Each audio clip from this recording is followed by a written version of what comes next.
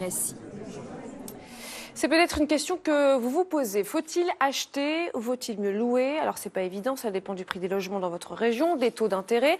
Alors, pour nous aider à y voir plus clair, David Boéry nous a rejoint. Bonjour David. Bonjour Émilie. Alors déjà, il y a 6 Français sur 10 qui sont propriétaires de leur logement en France. Il y a bien une raison à cela. Alors, meilleur taux, le courtier en prêt a fait des calculs pour un logement de 70 mètres carrés dans les 36 plus grandes villes de France. Résultat, l'achat est rapidement plus intéressant que la location. En seulement 3 ans en moyenne, votre logement vous coûtera moins cher. Autrement dit, votre acquisition sera très rapidement rentabilisée, même si cette année, la conjoncture est un peu moins favorable.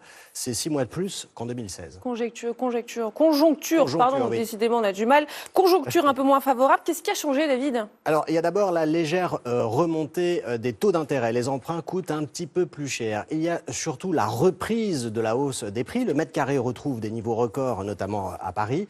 Il y a enfin la fiscalité locale. Dans certaines villes, les taxes foncières ont fortement augmenté, ce qui alourdit nécessairement la facture du propriétaire. Alors justement, y a-t-il toujours de grosses différences selon l'endroit où l'on habite? Oui, les écarts sont importants. À Perpignan, l'achat devient intéressant au bout de seulement 1 an. Il faut compter 1 an et demi à Lille et à Limoges, 2 ans à Montpellier.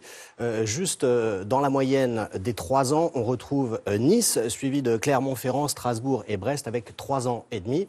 Et pour une fois, ce n'est pas Paris qui décroche le record.